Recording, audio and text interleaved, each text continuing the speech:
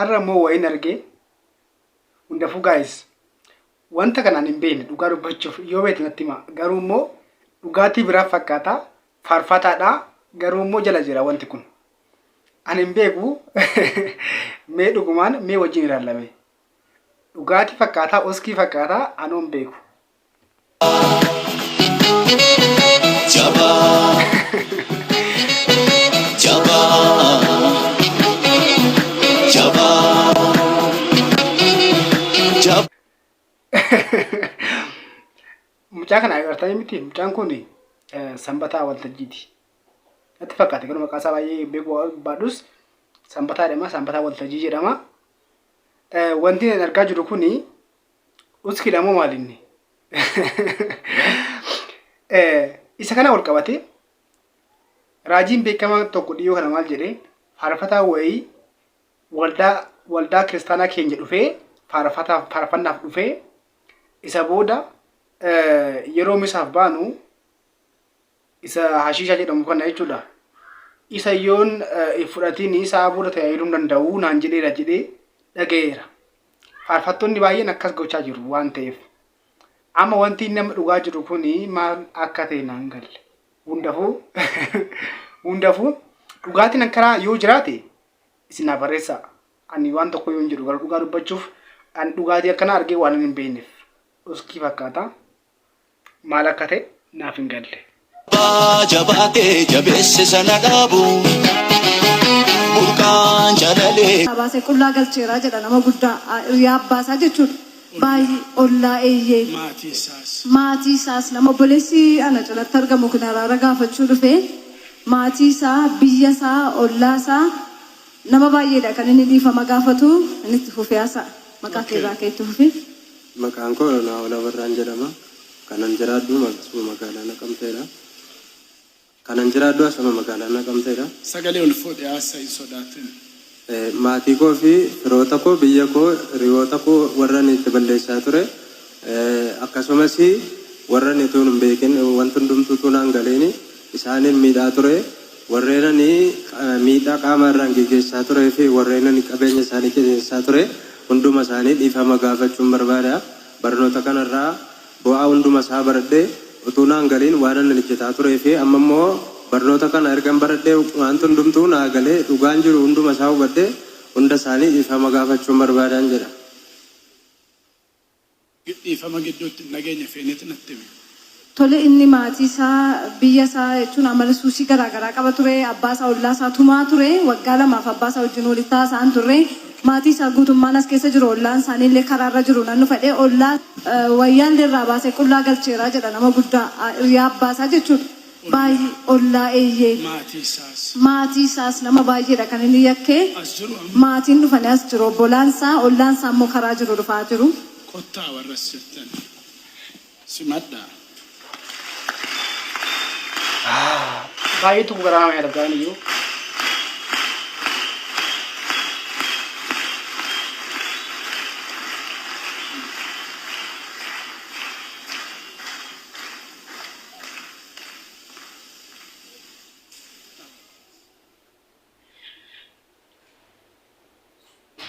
Okay, Baba Same. Ani mucaa kanaaf abbaadha. Mucaa kana akkuma inni haasaa ture naan abbuumamu waan jalaa balleessa. Hamma na ajjeesutti yaala. Anaan immoo dursee Waaqayyo waan natti dubbateef nan baqadha. Eeboodhaan na darbata. Qabeenyaa koo hin balleessa. Obsee man bira darbee jiraadhe Waaqayyotu na jiraachise malee akka mucaa kanaaf jiraadhe har'an ga'uun ture. Amman du'a miti harka mucaa kanaatti jechuudha. Gargaarsa Waaqayyootiin nan argee kaleessaa bilbilinaa bilbilamee nan dhufe silumayyuu immoo karaa isaa dhabeetanii waan godhu dhabee fallisaa humna koo ol ta'ee Waaqayyo akka beektu godhi yeroo keetti deemanii dhiisee bira darbee gatee jechuudha. Kanaaf immoo har'a calraa kana Waaqayyo naa laate kanaaf anaaf dhala kootii nanni isaaf akka inni jedhee gala.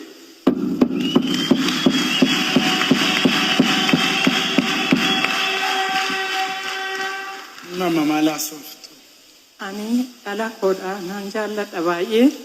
Gizee baay'ee na aarsaatti kaffala gidduu isaaniitti nan rakkadhe yoonni naannoo manaatti argame nan boo'a yoo molajjeesun jedha yoo ayyaanni waggaa dhufe ijoollee koo laaleen boo'a ijoollee 8 qabu maaddii koo irratti dhiyaatanii ayyaana waggaa nan goolama bakka murtooyyuu fudheeraa gizee darbe addana dhufeetanii lafa kanatti biyyoo xaxxara geengalee mucaasa tokko fotoo isaanan baadhaa fotoo isaanii waldaa mulu wangeelii makaanaarran facaase waaqayyo akkasumatti na dabarsitaayi tunna lakoo wajjinii baarakaashinii tokko taa'ee dhugee si haa galatuun jedhine dheenbu'aa eda galgala naa dawwalamnaan nan gammadee mucaa kana gizeen argu achi galagaleen baqadha magaalaana keessatti akkasitti siquu hin qabu nan sodaadha na jaallata nan jaalladha garuu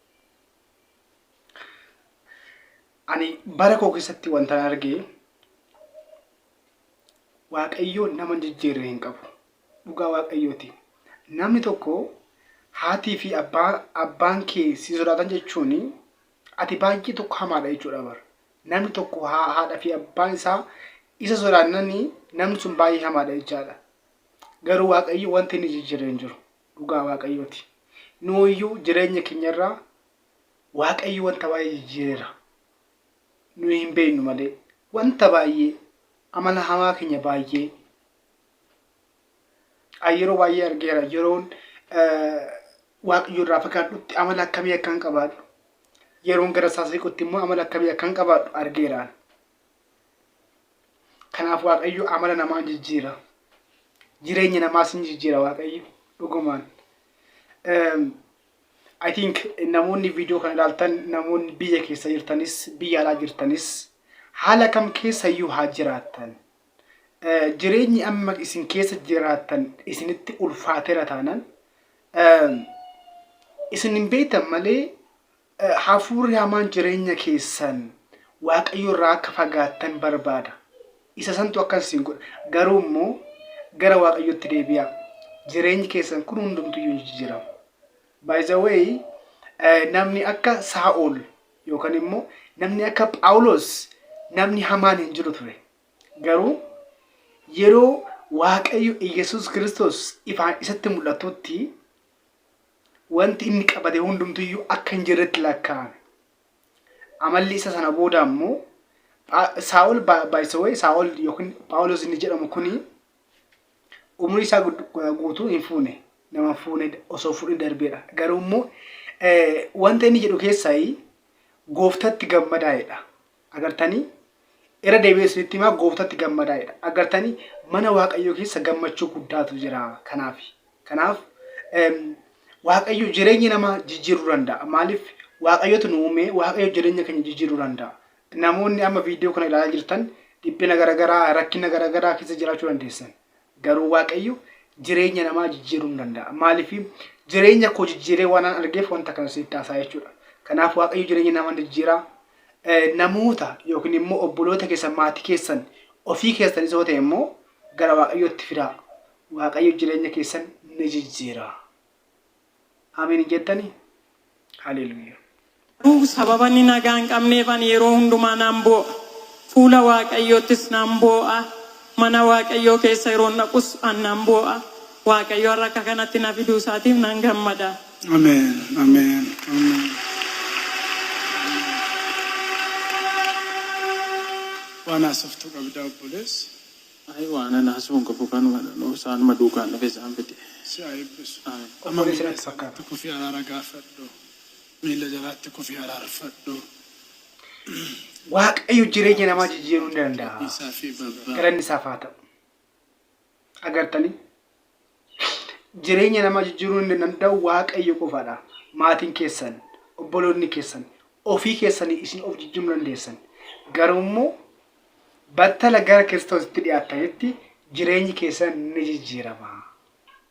ይቅር ትላለህ አትልም? እምቢ ካልክ ይበላሃል፣ እሳት ይበላሃል፣ ጠላት ይበላሃል፣ ዘመንህ ይበላል፣ ያለ ዕድሜ ታረጃለህ። እግዚአብሔር ካየልህ ፕሮግራም ወደ ኋላ ትቀራለህ። ይቅር በል ቤተሰብህን፣ እናትህን፣ አባትህን ይቅር በል፣ ጓደኞችን ይቅር በል፣ አብረህ የምታገለግለውን ሰው ይቅር በል፣ መንግስት ይቅር በል፣ ይቅር በል። በደል እየቆጠርክ እንዳጠፋ ስለ ግሎሪ እያወራህ ይቅርታ ሳታደርግ መሄድ አትችልም። dhiifama kan caalu hin jiru. Dhiifamni Kiristoos iyyuu. Dhiifama nuuf godhe kanaaf dhiifama walii keenyan haa goonu. ጀዋር እኮ 28 ሴት እንደወለደለት ታውቃለህ? እዚች በ4 ዓመት ኢትዮጵያ በቆየ 4 ዓመት ውስጥ እኮ 28 ሴቶችን ጉድ ሰርተዋል እኮ። ቡና የምታፈላ ሴትን እኮ ቡና እንኳን ከምታፈላ ላይ አስነስቶ እኮ አስወልዷት የከዳ ሰው እኮ ከባድ እኮ ነው እሱ ያደረሰብን ጉዳት። ሴት ውስጥ ጥሎብን ሄደ። 28 ሴት ነው የወለደለት። መሐመድ የወለዱ የሀገራችን ጣቢቡ ሰለሞን እኮ ነው።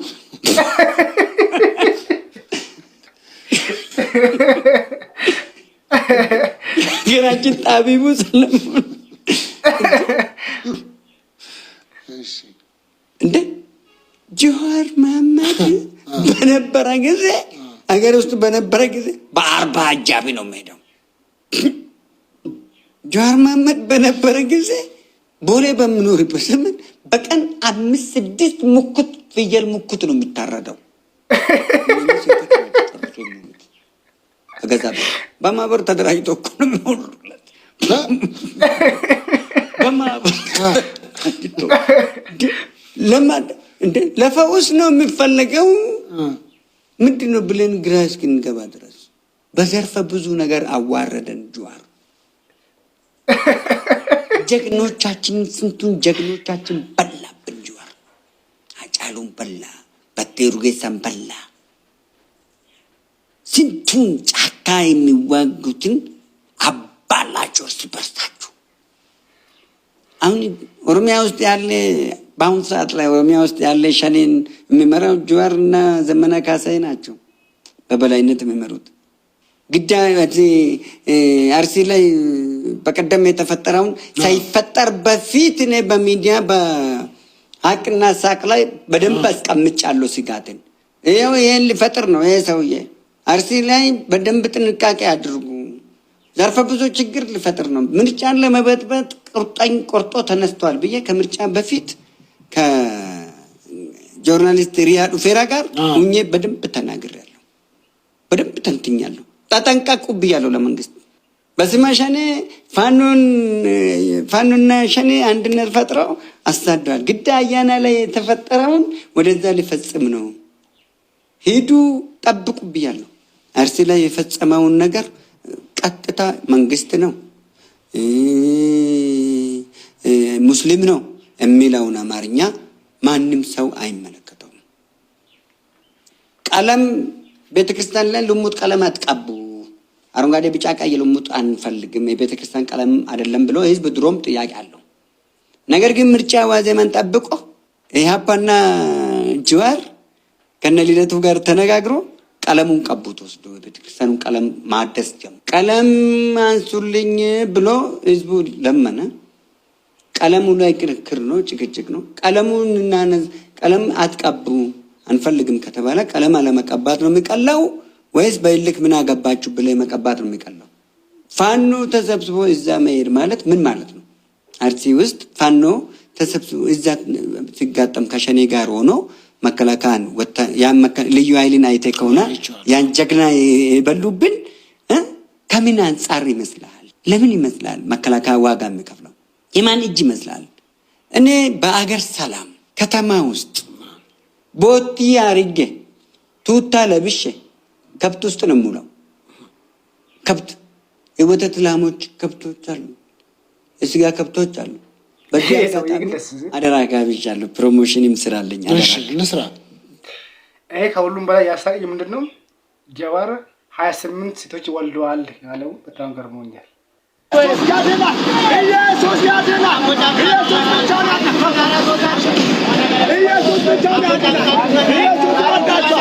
አፉሪ ሃማንገሩ አከውና ጋፊ ቶኮ ሲንጋፈዳ ጋፊ ከነ አመና ለቢሳ ጋፊ ከነ ከነ ሲንጋፈዳ ደሞ ቪዲዮ ከነ እገይራለ ቦዳይቹ አደራ ኪሰን ነመደዳበ ነመኩፌሩ ነመባኪ ጎዴሩ ነመበቃ ኩፌ ረትና ሰይና ከደዳፊ መለ ማሊም ጀናን ዋቀዮ መከሰካሱን ቤተን ቃነፍቱ ዋቀዮ ጩጩበማ መካሲ ጅጅሪ ነመቃኔ ሳሚሮ ባይ እንትና ተከደ ኤርሚያሲ ማልጎና ዋቀዮ ከናይደ ዋይ ዋቀዮ ጨነቀሚ ዮኑይ ሰበሳ አረብ ሲኔ ሎሌ ዱቢነ ትዱበን እን ቦርዱ ፈጀጀበ Gooftaas argitanitti dubartittis ejjarratti qabamte gaafatti fidanii qorannoo irraan kaane kamitti kuftee maaf dogoggortee hin jenne jalqaba jara shanyee amalu isinni waan jiru amalli Yesuus jalqaba warra nu marsan geggeesseetu nutti deebi'a jalqaba bakka itti nu mirkaneessa dhagaadhaan rukunne ajjeefna reeffa fuunee gallaadhaan dhufanii baay'ee jarree reeffa fuutee galuu dhufte meesin gidduudhaan namni cubbuun qabne tokkoon dhagaa lafa kaa'anii dhumarratti seetafe jiruu jarree jedhe tokkittiin hin jiran gooftaa ittiin. Isa kana hin qabachuu barbaade. Viidiyoon aga ammaa dhiyeessaa ture keessatti wanta sirrii hin hojjenne taanaan naa barreessaa. Koomentii jalatti naa barreessaa. Ani dhugaa dubbachuuf namaan olitti waaqayyoon kabajuu barbaada. Garuu immoo namoonni haga ammaa na ilaalaa turtanii namoota sirrii waan taataniif iyyuu wantan haga amma dubbadhe gubbaarratti koomentii yoo qabaatan naaf dhiyeessaa, yaada yoo qabaatan naaf barreessaa. Wanta sirreessuu dhiyaate immoo naa barreessaa. Baay'ee tokkoon isin kabajaa, baay'ee tokkoon isin jaalladha. Galatooma. Laayikii fi sabiskiraayib gochuu immoo hin dagatinaa.